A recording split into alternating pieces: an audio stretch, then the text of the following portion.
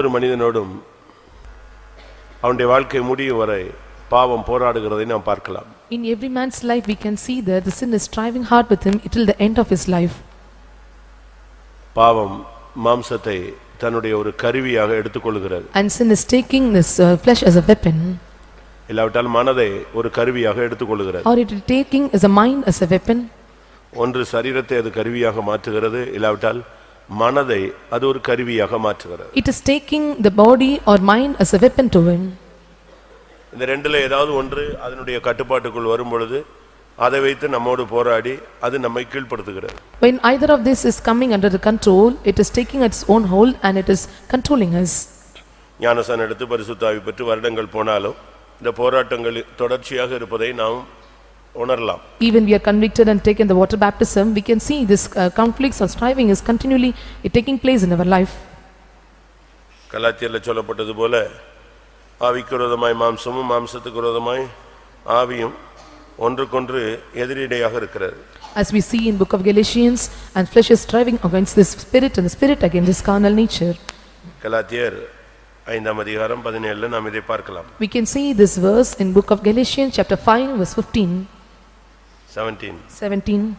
மாம்சம் ஆவிக்கு விரோதமாகவும் ஆவி மாம்சத்துக்கு விரோதமாகவும் இச்சிக்கிறது. நீங்கள் செய்ய வேண்டும் என்று இருக்கிறவர்களை செய்யாதபடிக்கு இவைகள் ஒன்றுக்கொன்று விரோதமாக இருக்கிறது.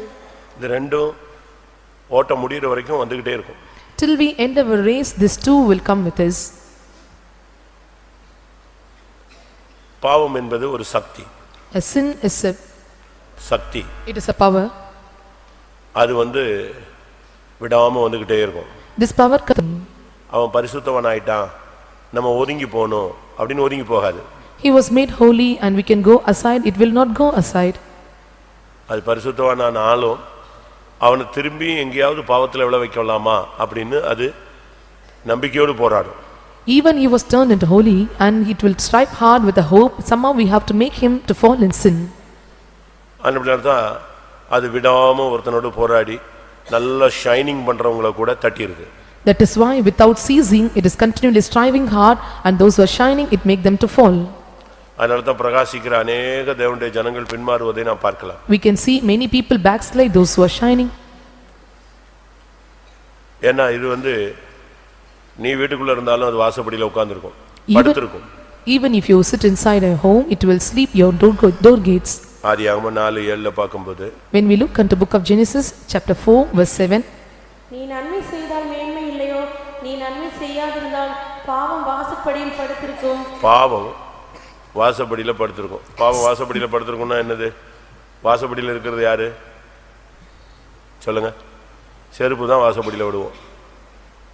Slipper remains in the door.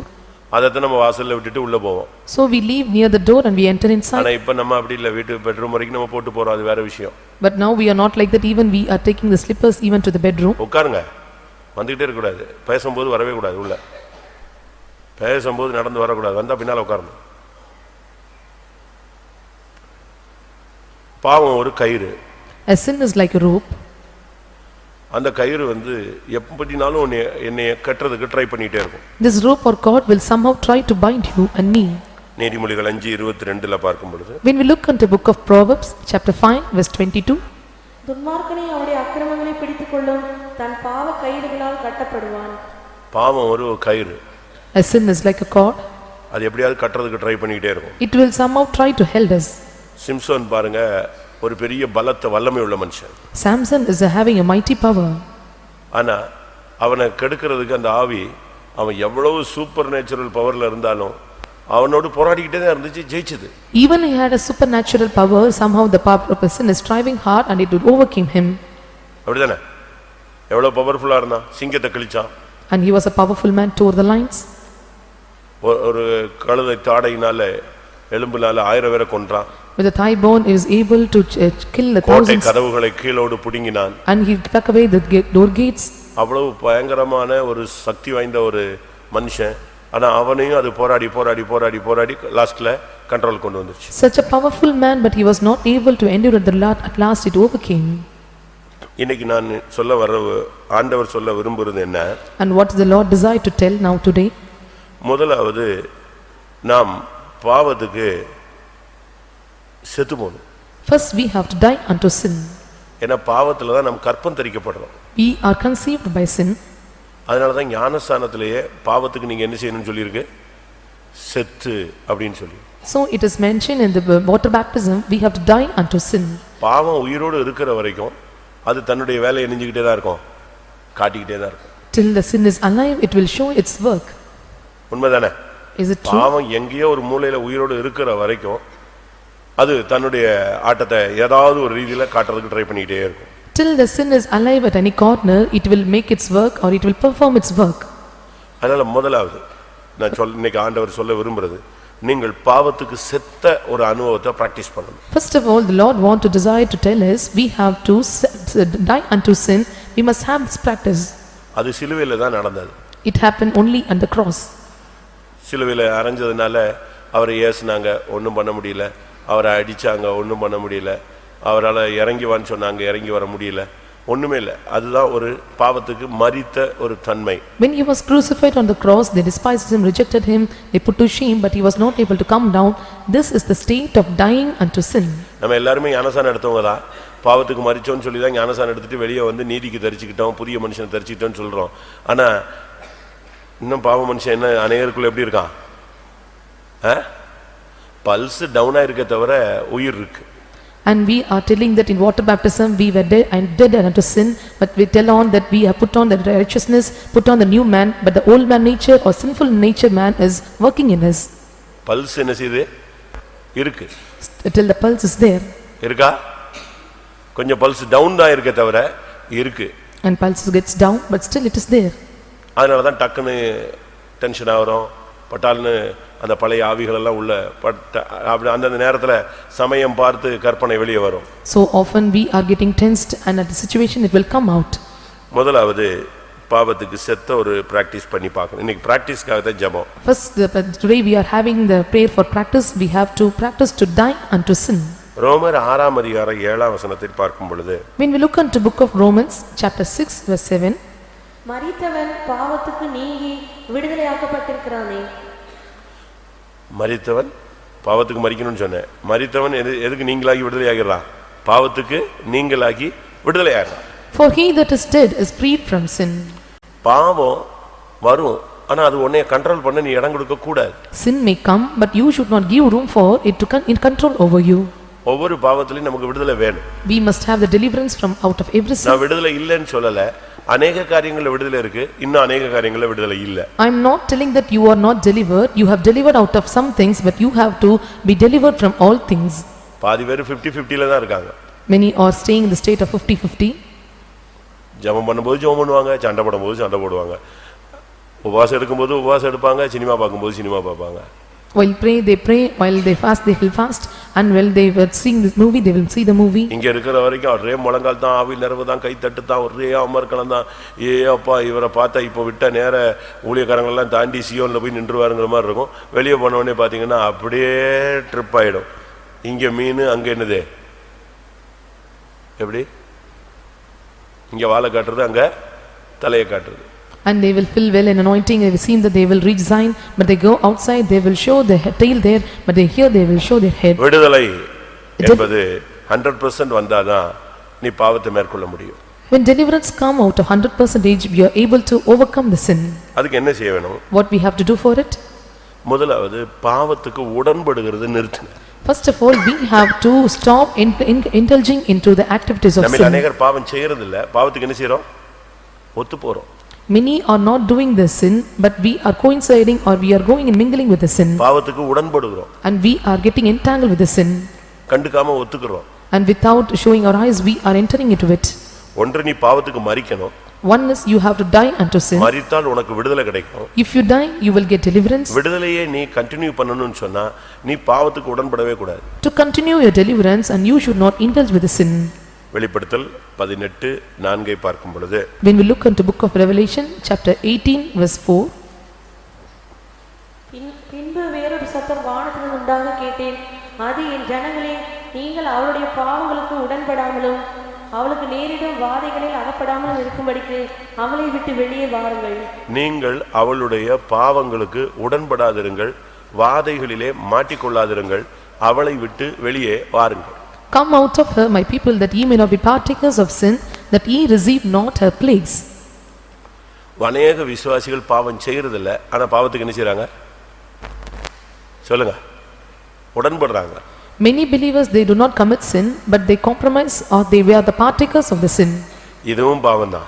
This is also sin. பாவம் செய்யறது ஒரு பகுதி, பாவத்துக்கு ஒத்து போறது ஒரு பகுதி தான். Doing the sin is one part, on being or compromising with the sin, it is another part. பாவத்தோடு உடன்பட ஆரம்பிச்சிட்டோம்னாலே உனக்கு எது வந்துரும்? வாதை வந்துரும்.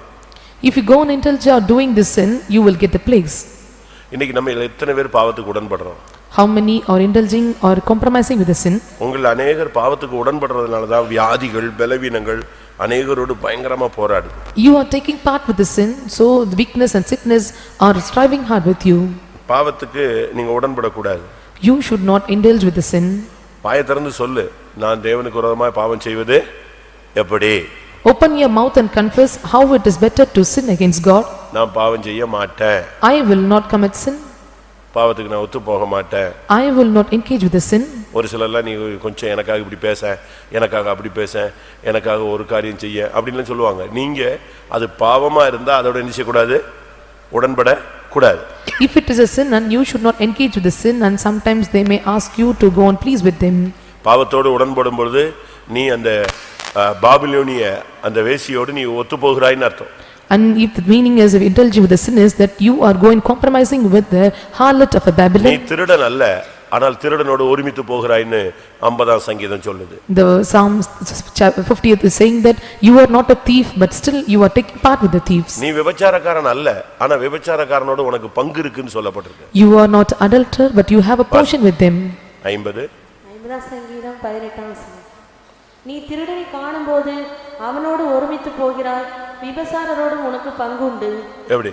நீ விபச்சாரம் பண்ணல, பட் அவனோட உனக்கு என்ன இருக்கு? ஷேர் இருக்கு.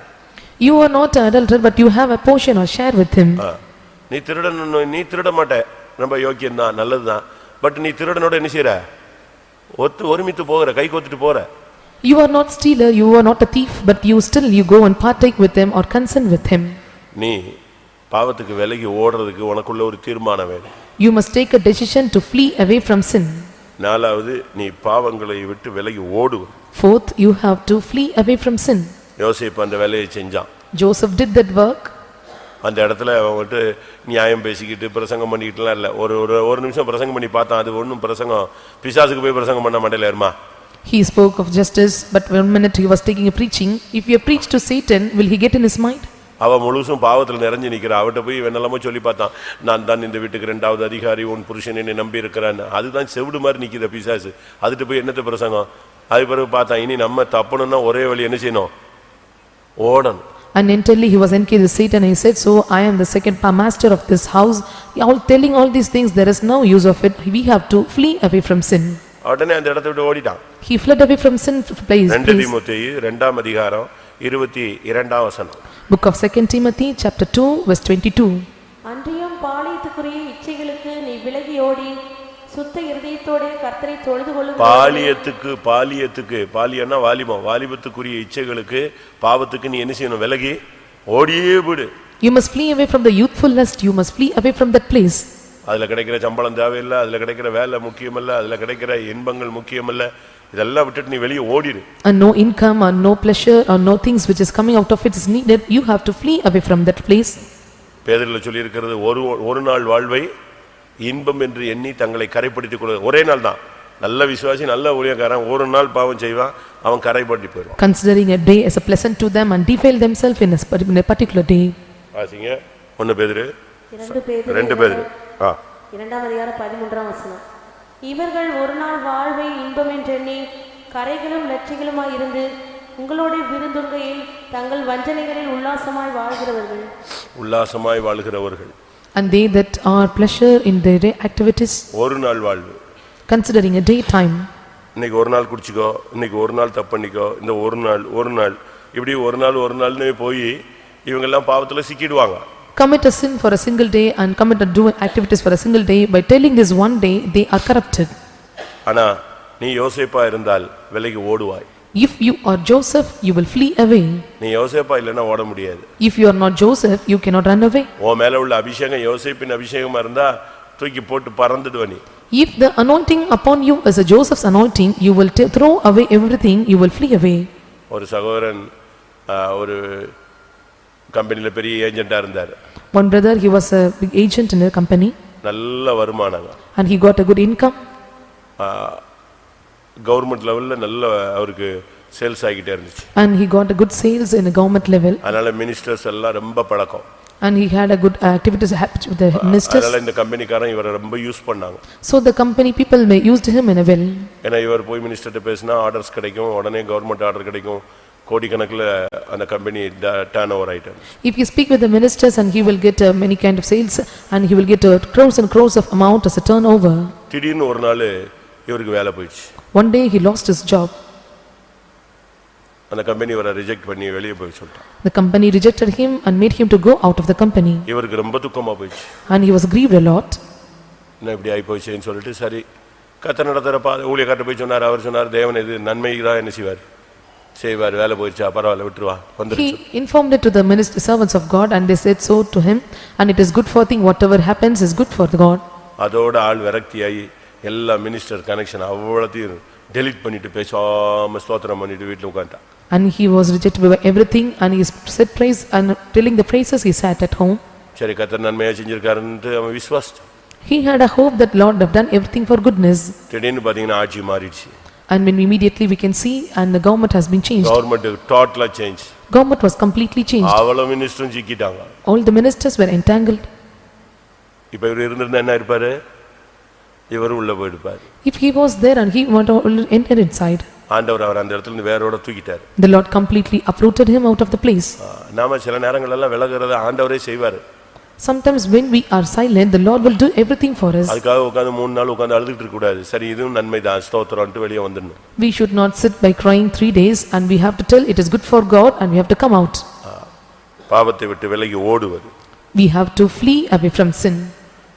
சூழ்நிலையில என்ன செய்யணும்? பாவத்தை எதிர்க்கணும். At some circumstances what we must do, we must resist against the sin. எபிரேயர் 12:4 பாக்கும்போது When we look into book of Hebrews chapter 12 verse 4. பாவத்துக்கு விரோதமாய் போராடுகிறதில் ரத்தம் சிந்தப்படத்தக்கதாக நீங்கள் இன்னும் எதிர்த்து நிற்கவில்லையே. பாவத்தை எதிர்க்கணும். You must resist the sin. நீ எதிர்க்கலன்னு சொன்னா அது உன்னை ஓவர்டேக் பண்ணிடும். If you resist not the sin, it will overtake you. உன்னால முடிஞ்ச அளவு கிருபையை வாங்கிட்டு பாவத்தை எதிர்த்து நின்னுக்கிட்டே இருக்கணும். With your might you must overcome, you must resist the sin. நீ எதிர்த்துட்டேன்னா ஜெயிச்சிருவ. If you resist, you will win over. நீ எதிர்க்கும்போது ஆண்டவர் உனக்கு கிருபை தருவார். If you resist, the Lord will give you grace. ரோமர் 6:14. Book of Romans chapter 6 verse 14. நீங்கள் நியாயப்பிரமாணத்துக்கு கீழ்ப்பட்டிராமல் கிருபைக்கு கீழ்ப்பட்டிருக்கிறபடியால் பாவம் உங்களை மேற்கொள்ள மாட்டாது. நீ பாவத்தை எதிர்த்துட்டேன்னா பாவம் உன்னை அது எப்படி ஜெயிக்கும்? நீ ஜெயிச்சிருவில்ல. If you resist the sin, you will overcome and it will not overcome you. பாவத்தை எதிர்க்கிறதுக்கு உனக்கு கிருபையை கேளு. ஆண்டவரே கிருபை கிருபை கிருபைன்னு சொல்லி அடிச்சு பாவத்தை நீ ஜெயிச்சிரு. You must ask for the grace and you must ask for the grace to win over the sin, then you are able to overcome the sin. ஒன்று பாவத்துக்கு சாவது. One is we have to die unto sin. இரண்டாவது பாவத்துக்கு நீங்கி விடுதலை ஆகிறது. Second is getting delivered out of the sin. மூணாவது எந்த சூழ்நிலையிலும் பாவத்துக்கு உடன்படாமல் வாழ்வது. Third is not being entangled with any kind of sin at any situation. நாலாவது பாவத்துக்கு விலகி ஓடுவது. Fourth is fleeing away from sin. அஞ்சாவது பாவத்தை எதிர்ப்பது. Fifth is resisting against the sin. எதிர்க்கும்போது ரத்தம் சிந்தக்கூடிய ஒரு சூழ்நிலை கூட வருங்க. When you resist, you may have the experience of even shedding the blood. பாவத்தை எதிர்க்கணும். You must resist the sin. நீ கிருபையை வாங்கிட்டு எதிர்க்கணும். Receive the grace and resist the sin. அந்த ஆவியை நீ எதிர்த்துட்டேன்னா அந்த ஆவி ஓடிடும். When you resist in spirit, the spirit will flee away from you. ஆறாவது Sixthly, பாவத்தை வெறுப்பது. hating the sin. உனக்கு ஒரு இன்ட்ரெஸ்ட் அதுல இருந்துச்சுன்னா அது என்னைக்குனாலும் உன்னை விஷம் பரிச்சை பண்ணிக்கிட்டே தான் இருக்கும். If you have interest at any situation, it will come and take over you. பாவத்து மேல உனக்கு ஒரு அன்பு இருக்குன்னா அது எப்படினாலும் உன்னை இழுக்கும். If you have love upon sin, somehow it will drag you. நீ அதை வெறுக்கணும். You must hate it. இப்ப பாருங்க சாராயம் குடிக்கிறவன் எல்லாம் சாராயத்தை விட்டுருவேம்மா, அடுத்த நாள் தண்ணி அடிச்சிட்டு வருவான். And one who is drinking liquor and he will tell that I will hate the liquor, next day he will do the same thing. ஏன் சொல்லுங்க? Why? அவனுக்கு அது மேல என்ன இல்ல? விடணும்னு யோசனை இருக்க தவிர எல்லாரும் சொல்றாங்க நம்ம அசிங்கமா ரோட்ல விழுந்துட்டோமா ஐயோ கேவலப்பட்டோமா, ஆனா அதுல இந்த வெறுப்பு தன்மை கிடையாது. He have a comfort to leave it somehow, but he was not having the interest to hate it. வெறுக்கணும். You must hate. நீ வெறுத்துட்டேன்னா அது தூக்கி உனக்கு அது எப்படி தெரியும்? குப்பையா தான் தெரியும். If you hate, and you will count it as a dust. எபிரேயர் 11ல பார்க்கும் பொழுது அநித்தியமான பாவ சந்தோஷங்களை அனுபவிப்பதை பார்க்கிலும். In book of Hebrews chapter 11, it is better to take the pleasures of this world. 25. அநித்தியமான பாவ சந்தோஷங்களை அனுபவிப்பதை பார்க்கிலும் தேவனுடைய ஜனங்களோட துன்பத்தை அனுபவிப்பதையே தெரிந்து கொண்டு இனிவரும் பலன் மேல் நோக்கமாயிருந்து எகிப்திலுள்ள பொக்கிஷங்களிலும் கிறிஸ்துவ நிமித்தம் வரும் நிந்தையை அதிக பாக்கியம் என்று எண்ணினான். He esteemed. அப்போ இங்கே இன்னொரு இடத்துல பாவத்தை வெறுக்கிறது, பாவ சந்தோஷங்களை வெறுத்தல். Hating the sin or hating the pleasures of sin. பாவத்தை வெறுக்க ஒரு எக்ஸ்பீரியன்ஸ் இருக்கு. There is an experience of hating the pleasures of sin. 24. விசுவாசத்தினாலே மோசே தான் பெரியவனான போது பார்வோனுடைய குமாரத்தின் மகன் எண்ணப்படுவதை வெறுத்ததனால தான் பாவ சந்தோஷத்தை வெறுக்க முடிஞ்சது. He refused to be called, and so he was able to hate the sin. அதனால தான் பாவ அநித்தியமான பாவ சந்தோஷங்களை வேண்டான்னு சொன்னான். So he said that there was no need of pleasures of the sin for a season. அவனுக்கு பாவம் கதவை திறந்து வச்சிருந்துச்சு. And sin opened its gate. ஆனா அவன் அந்த கதவுக்குள்ள நுழையாம வெளியே போயிட்டான். He entered not into the gate, he came out. 7th, பாவத்தை விட்டு ஓய்வது, ரெஸ்ட். Resting from sin. பாவமே இல்ல. No more sin. அவனுக்கு எந்த சலனமும் கிடையாது, சபலமும் கிடையாது, சலசலப்பும் கிடையாது. ஏதாவது ஐயோ அப்படி இப்படின்னு விட்டுட்டமே அப்படி இப்படின்னு கூட ஒரு சின்ன இச்சை கூட இருக்காது. There is no heaviness and there is no commotion and there is not having any kind of lust about the sin. ஒரு காலத்துல பாவத்தை விட்டு ஓயாத ஒரு தன்மை இருந்துச்சு. Once there is an experience that once a season is there without being rest from sin. 2 பேதுரு 2:14 பாக்கும்போது when we look into book of 2 Peter chapter 2 verse 14, விபசார மயக்கத்தால் நிறைந்தவர்களும் பாவத்தை விட்டு ஓயாதவைகளுமா இருக்கிற கண்கள். and there are eyes which is not ceasing from sin. பாவத்தை விட்டு ஓய்வே கிடையாது, ரெஸ்டே கிடையாது, அதுக்கு ஃப்ரீயே கொடுக்கறது இல்லை. எனி டைம் பாவம் பாவம் பாவம் பாவம், அதை பாப்பமா இதை பாப்பமா, அப்படியா இப்படியா, இதே பாவத்துல ஓடிக்கிட்டே இருக்கிறது. No resting from sin, and we can entering into some things we have to do sinful thing, and they are not ceasing from sin. ஆனா இப்ப அப்படி இல்ல. Now it is not like that. 1 பேதுரு 4:2 பார்க்கும் பொழுது when we look into 1 Peter chapter 4 verse 2, ஏனென்றால் மாம்சத்தில் பாடுபடுகிறவன் இனி மாம்சத்தில் இருக்கும் காலம் வரைக்கும் மனுஷருடைய இச்சைகளின்படி பிழைக்காமல் தேவனுடைய சித்தத்தின்படியே பிழைக்கத்தக்கதாக பாவங்களை விட்டு ஓய்ந்திருப்பான். இப்ப பாவத்தை விட்டு ஓய்வு. there is rest from sin. Noah அப்படினா ஓய்வு அப்படின அர்த்தம். when we tell Noah, it is rest. நோவானா என்னது? ஓய்வு. Noah means rest. அப்ப நமக்கு இந்த நாட்கள்ல பாவத்துல ஒரு சுத்தமா ஒரு ஓய்வு. in these days we must have complete rest from sin. ஒண்ணு நீ ரிட்டையர்மென்ட் பாவத்துல வாங்கு, இல்ல விஆர்எஸ் வாங்கு, இல்ல ஏதாவது எழுதி கொடுத்தாது பாவத்தை விட்டு வெளிய வா. you do some written statement or retirement or VRS from sin. எல்லாரும் கண்களை மூடுவோம். let us all close our eyes.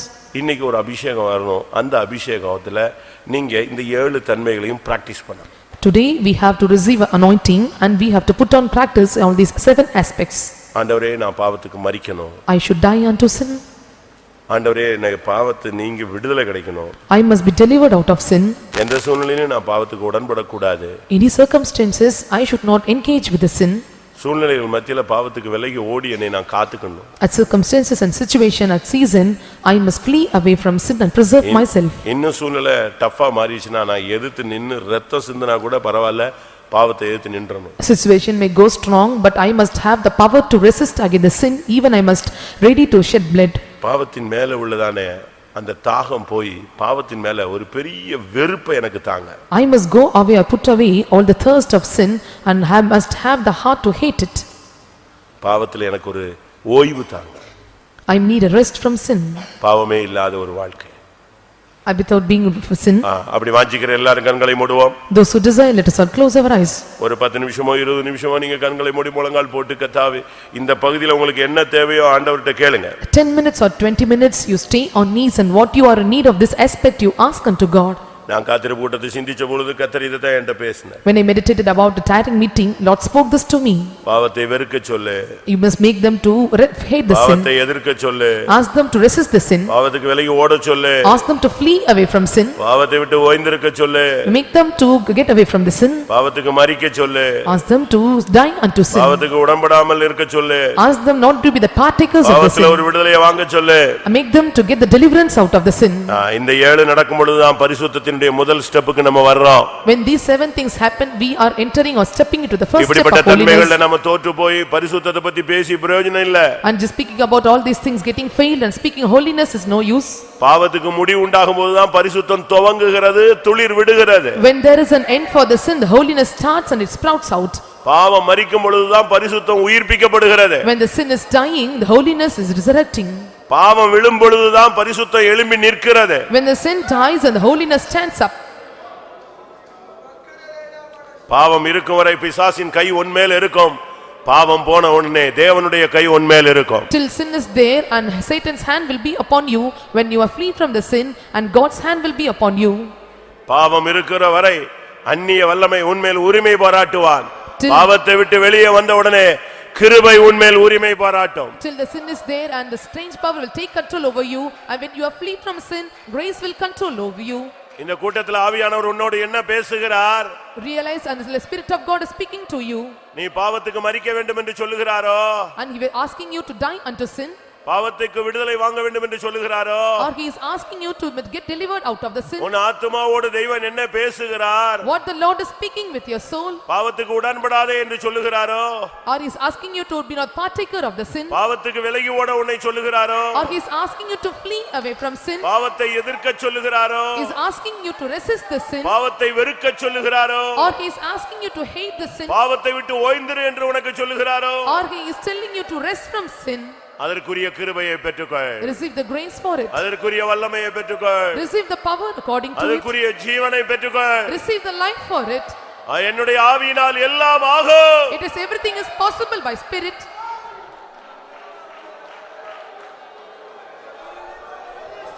ஆமென். நான் சொன்ன ஏழையும் போட்டு நீங்க குழப்பாதீங்க. Don't be confused about all the 7 aspects I mentioned. உங்க லைஃப்ல இப்ப இந்த 7வது இந்த 7 காரியத்துல எந்த காரியத்துல உங்களுக்கு இப்ப போராட்டம் இருக்குதுங்கறத ஆவியானவர் உணர்த்தி இருப்பார். And the Spirit of God have told you where you have the striving out of 7 things. பாவத்துக்கு உடன்படக்கூடிய ஒரு போராட்டம் உனக்கு வந்துகிட்டே இருக்கலாம். And you may have the strivings of being engaged with the sin. பாவம் உன்னை பிடிச்சு இழுத்துக்கிட்டு இருக்கிற ஒரு சூழ்நிலையில இருக்கலாம். You may have a situation where the sin is dragging you. பாவத்து மேல உனக்கு ஒரு தனியாத தாகம் இருந்துகிட்டே இருக்கலாம். And you may have the special thirst upon the sin. அதுக்கு ஏற்ற ஒரு கிருபையை பண்ணி பெற்றுக்கோ. You must receive the grace according every nature. நீ போகிற பாதையிற்கு ஏற்ற ஒரு கிருபையை பெற்றுட்டேனா நீ உம்மாலே நான் மதிலை தாண்டுவேன், அதை தாண்டிடுவேன். If you receive the grace where the path you traverse and you can see that I will leap over the wall. எத்தனை பேர் அதை உணர்கிறீர்கள்? How many of you realize this? உனக்கு தேவையான கிருபையை இப்ப அபிஷேகத்தின் மூலமாய் கர்த்தர் உனக்கு தர ஆயத்தமா இருக்கிறார். The Lord is waiting to give the grace which is needed for you. Hallelujah, hallelujah, hallelujah.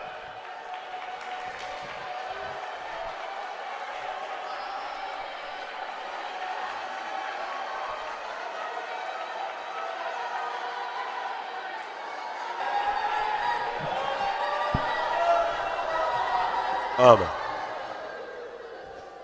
உன்னை தேவன் கொண்டு வந்தது உண்மைன்னா உன்னை பரிசுத்தவானாய் மாற்றுவது உண்மை.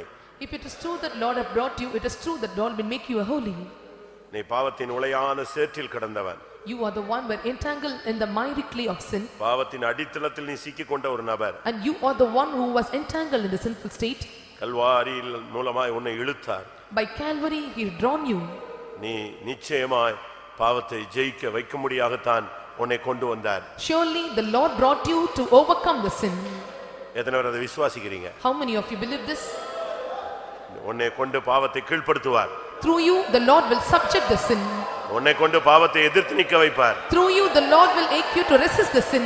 பாவத்தை வெறுக்கும் ஒரு இருதயத்தை உனக்கு தருவார். The Lord will give you a heart to hate the sin. உன்னை கொண்டு பாவத்தை ஜெயிக்க வைப்பார். Through you the Lord will make you to overcome the sin. விசுவாசிக்கிறவர்களை பெற்றுக்கொள்ளுங்கள். And those who believe receive it.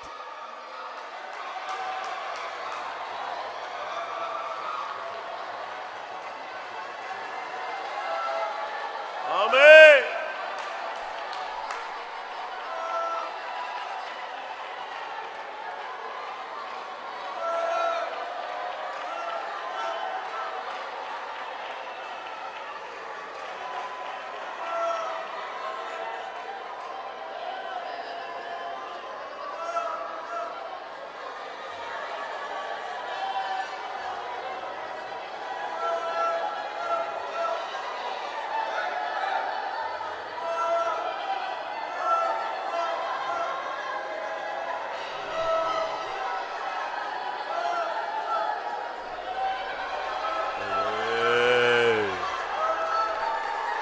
ஆமென்.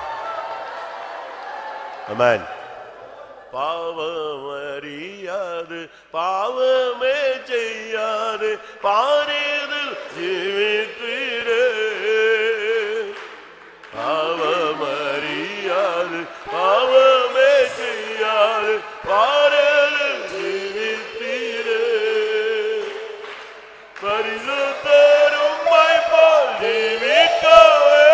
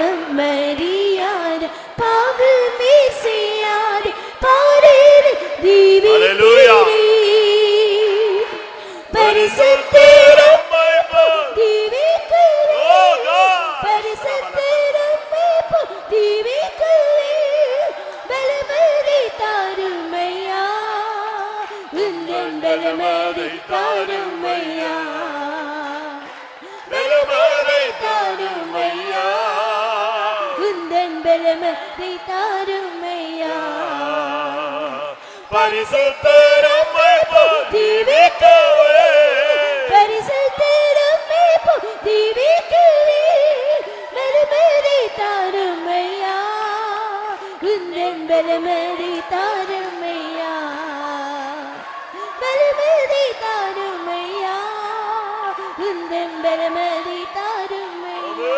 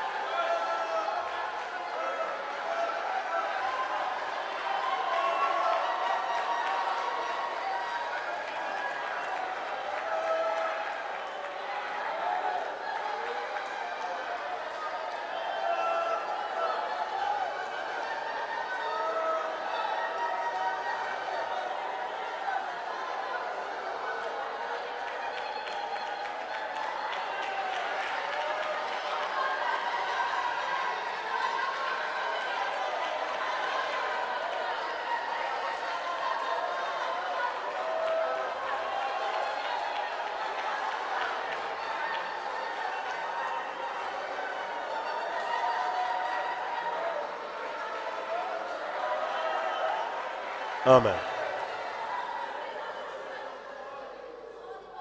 மீனை கேட்டால் பாம்பை கொடுப்பானோ? If you ask for fish, will he give a snake? அப்பத்தை கேட்டால் கல்லை கொடுப்பானோ? If you ask for meat, will he give a stone?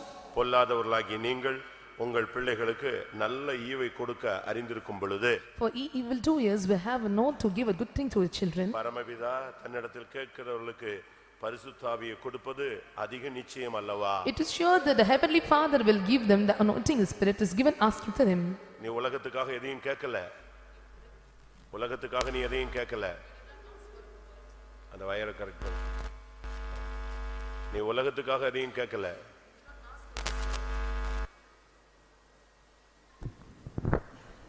நீ கர்த்தருடைய நாமத்தின் நிமித்தம் சத்தியத்துக்காக வாழும்படியாக நீ கேட்கிறாய். And you are asking to live for the name of the Lord and for the truth of the Lord. ஒரு பரிசுத்த வாழ்க்கை வாழ வேண்டும்ங்கற ஒரு தவிப்போடு நீ கேட்டுக்கொண்டிருக்கிறாய். You are asking with a groaning that you have to live a holy life. இன்னைக்கு இந்த கூட்டத்துல கர்த்தர் யார் தவிப்போடு தாகத்தோடு இருக்கிறார்களோ கர்த்தர் அதுக்குரிய கிருபையை தரப்போகிறார். Today in this meeting, those who are with the thirst and those who are with the groaning, the Lord is going to fulfill their needs. இன்னும் ஒரு 5 நிமிடம் It's going to give you today. தேவனுடைய வல்லமை நம்மை நிரப்பட்டும். And the power of the Lord is resting upon you. ஆமென். ஒரு நிமிஷம். எந்த மாம்சத்தை அவன் கருவியா மாத்துறானோ, And what kind of the flesh are making as a weapon? எந்த மாம்சத்தை அவன் தன்னுடைய கருவியாக எடுக்கிறானோ, And what the which flesh he is taking as a weapon? எந்த மனதை அவன் தன்னுடைய கருவியாக எடுக்கிறானோ, And which mind he is taking as a weapon? அதே மாம்சத்தையும் அதே மனதையும் கர்த்தர் தன்னுடைய அபிஷேகத்தினாலே தன்னுடைய கருவியாய் மாற்றட்டும். The Lord is going to make his own weapon through Hallelujah. anointing the same flesh and mind he is taking over. Hallelujah. Hallelujah. Hela bakarabania. Tida bania.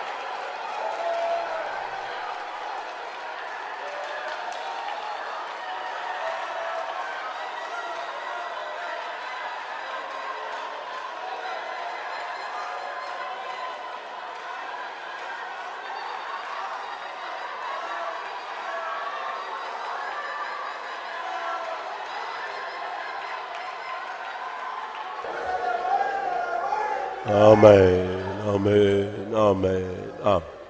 கர்த்தருடைய சமூகத்துக்காய் ஸ்தோத்திரம் பண்ணுவோம். ஹல்லேலூயா, ஹல்லேலூயா, ஹல்லேலூயா, ஹல்லேலூயா. ஆவியானவருடைய ஆளுகைக்காய் ஸ்தோத்திரம் பண்ணுவோம். நாம் போகிற பாதைக்கு தேவையான ஒரு அபிஷேகத்தை, ஒரு விடுதலையின் பரிபூர்ண ஜீவனை இந்த நாட்களில் பெற்றுக்கொள்ள கர்த்தர் உதவி செய்தார். அதற்காக ஸ்தோத்திரம் பண்ணுவோம். இந்த நாட்கள் அபிஷேகத்தின் மூலமாய் ஒரு பரிசுத்த வாழ்க்கையை எக்ஸர்சைஸ் பண்ண கர்த்தர் அருள் செய்ய முடியாது. ஸ்தோத்திரம் பண்ணுவோம். பூரண பரிசுத்தவான்களை சேர்க்க அவர் வருகிறார். அதற்காக ஸ்தோத்திரம் பண்ணுவோம். அந்த நாளுக்கென்று எல்லாரையும் ஆயத்தப்படுத்த முடியாது. ஸ்தோத்திரம் பண்ணுவோம். எல்லா மகிமையும் அவருக்கே செலுத்தி ஸ்தோத்திரம் பண்ணுவோம். பரிசுத்தமுள்ள எங்கள் பிதாவே, மை துதிக்கிறோம், மகிமைப்படுத்துகிறோம். ஆண்டவரே, எங்களை நீ ரட்சித்திருக்கிற கிருபைகளுக்காய் துதிக்கிறோம்.